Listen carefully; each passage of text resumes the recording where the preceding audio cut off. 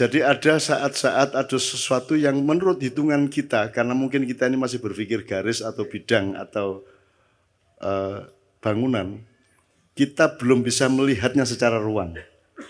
Nah, saya tetap sangat percaya kepada ruangnya Allah Subhanahu wa taala, tajallinya tadi. Jadi Andre tidak perlu menyesali sejumlah hal yang konslet atau apapun. Nah, aku ki optimis terus. Pokoknya wong kadang-kadang iku justru oleh jodoh mergo motore gembos kok. Nek gak gembos gak kepethuk arek wedok iku mang gitu kan. Jadi sudahlah, hidup itu tenang aja Anda. Makanya nyun sewu saya nambahin sedikit aja Mas Andri. Saya nurusin yang Kanjeng Lokojoyo tadi. Raden Sahid Sunan Kalijogo tadi. Jadi kita harus mengepung sejarah dan masa depan ini dengan semua faktor. Kesadaran mengenai perubahan-perubahan nilainya termasuk konstitusi. Bahkan kesadaran terhadap sebenarnya yang penjajahan itu yang kapan? Penjajahan yang sekarang itu jenis keberapa? Ya, kecanggihannya seperti apa? Jadi misalnya autopilot gini Gus. Anda kasih sabu-sabu 2 kali, 3 kali, besok sudah nggak perlu dipilotin lagi, nyabu sendiri.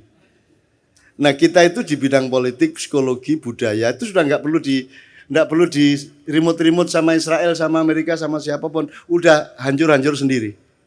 Kalau kita tidak menyadari apa yang sedang kita konsumsi.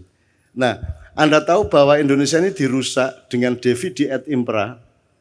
Ya, itu melalui begitu banyak dimensi. Pendidikan, media, undang-undang. Ya, terus, semua, hampir semua. Prinsip, cara beragama. Ya. Bahkan sekarang mulai ada yang menyebut bukan wahai saudara-saudaraku kaum muslimin wa muslimat, tapi saudara-saudaraku mu'awiyin wa mu'awiyat.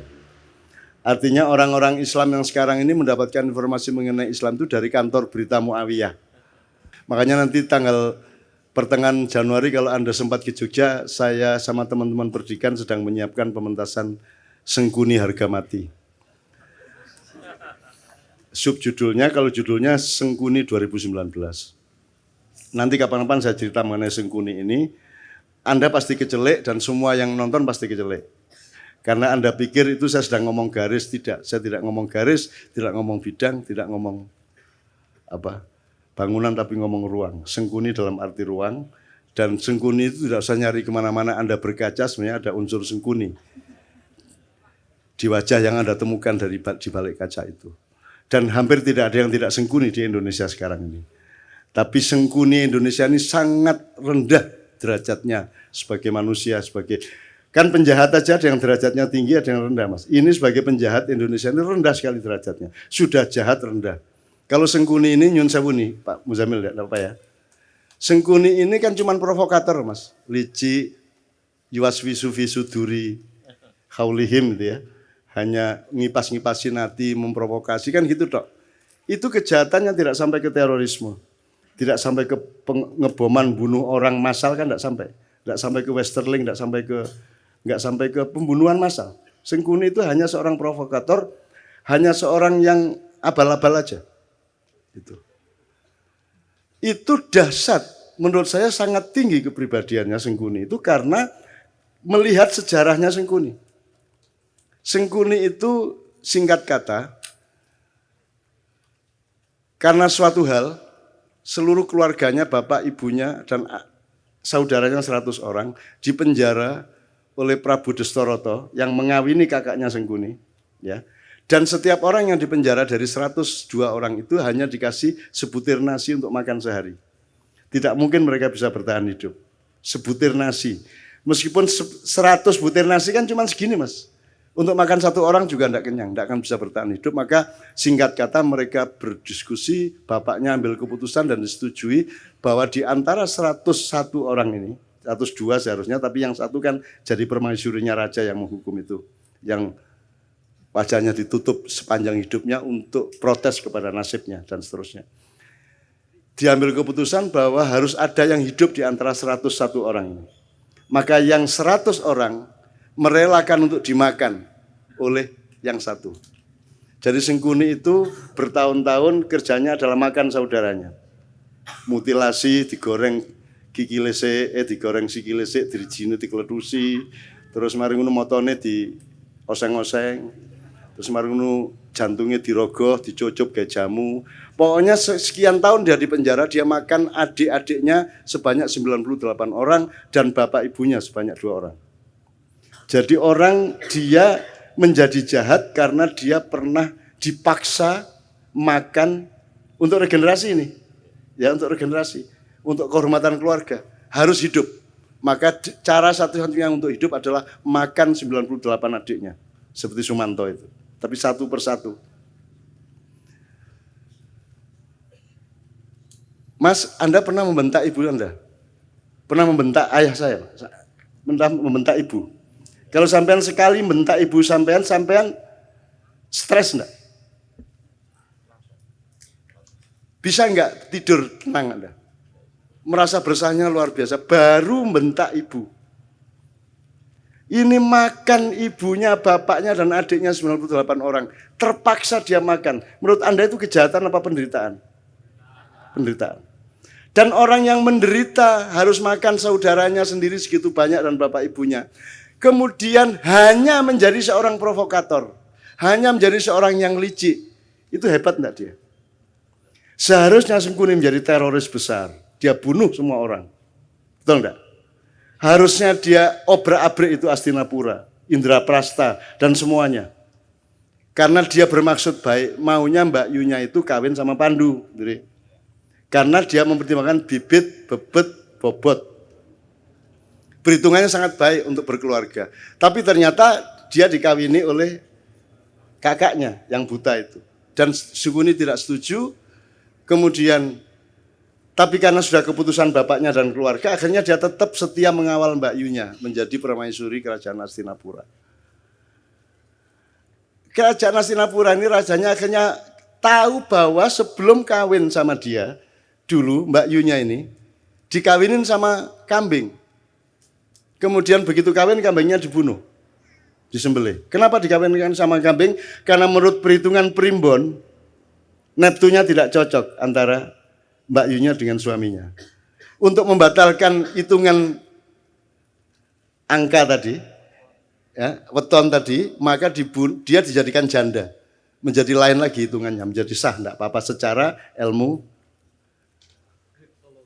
kriptologi namanya ya. Oke. Nah marahlah suaminya, loh ternyata saya ini kawin sama janda kambing. Marah dia, ditangkap semua, bapaknya Sengkuni, ibunya Sengkuni, adik-adiknya Sengkuni, 101 orang dikasih makan cuma sebutir beras 1 orang. Akhirnya singkat kata Sengkuni makan itu. Dan kemudian dia menjadi seorang provokator, seorang yang licik, yang culas. Serakah enggak juga loh. Sengkuni korupsi boh? Enggak. Dia cuma ngesir satu yang namanya minyak tala itu. Dia rebutan minyak tala, tumpah, terus dia bergulung-gulung. Sehingga dia sakti, dia tidak bisa ditembus oleh senjata apapun karena badannya sudah berlumuran minyak tala, minyak kehidupan. Gitu ya. Bagaimana dia bisa mati? Semar yang ngasih tahu kepada Bima. Mau Bima, iku biyen pas gulung-gulung di lengo tolo iku silite gak kena. Jadi gulung-gulung kan tetap anusnya kan gak kena mas. Yang kena bokongnya tok ya. Minyaknya tidak sampai masuk. Nah itu kan tidak kebal. Akhirnya sama Bimo pakai kuku pancanaka disogok silite cet matek deh. Itu ya hati-hati ya mas ya. Itu. Nah teman-teman sekalian, yang pertanyaannya sederhana. Kalian ini pemimpin-pemimpin Indonesia ini, yang mana yang tidak Sengkuni? Terus kalian ini menjadi Sengkuni atas penderitaan apa? Kamu pernah susah apa hidupmu? Kamu pernah tidak makan? Kamu pernah makan ibumu? Kamu pernah menderita sampai seperti itu? Kamu itu atas nama penderitaan yang bagaimana sehingga kamu jahat kepada rakyat itu? Apa alasan sejarahmu? Kalau Sengkuni ada alasannya untuk jahat. Meskipun kejahatan dia tidak sepadan sama sekali dengan penderitaannya.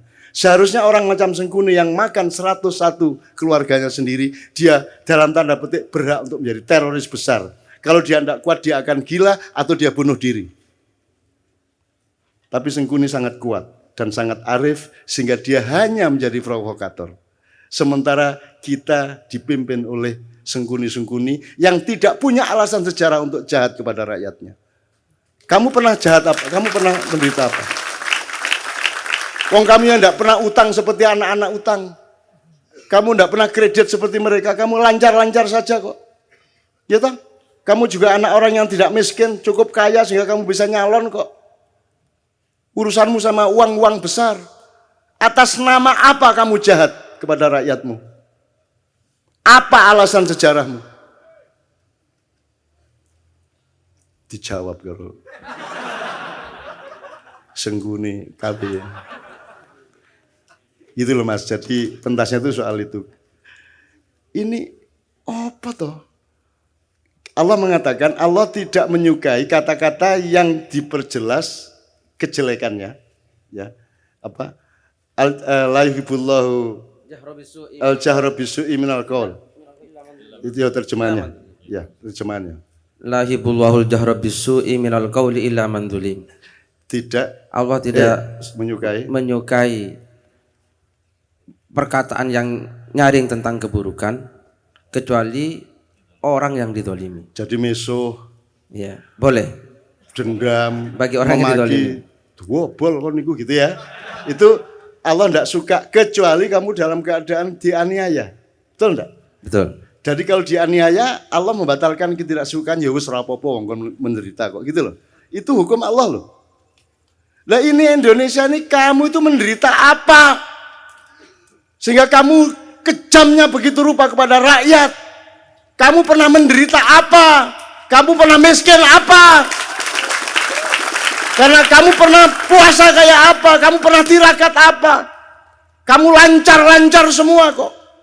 Kamu bisa membayar miliaran kok jadi pejabat. Apa alasanmu untuk jahat kepada rakyat? Sengkuni saja tidak sejahat kamu, padahal dia penderitaannya ribuan kali lipat dibanding penderitaan hidupmu.